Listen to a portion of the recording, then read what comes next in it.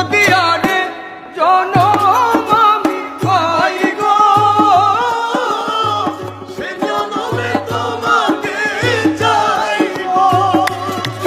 যদি আরে জনম তুই যদি চিনতি আমায় পরাণের পাখি, তোর লিখে দিতাম আমার দুটি আখি।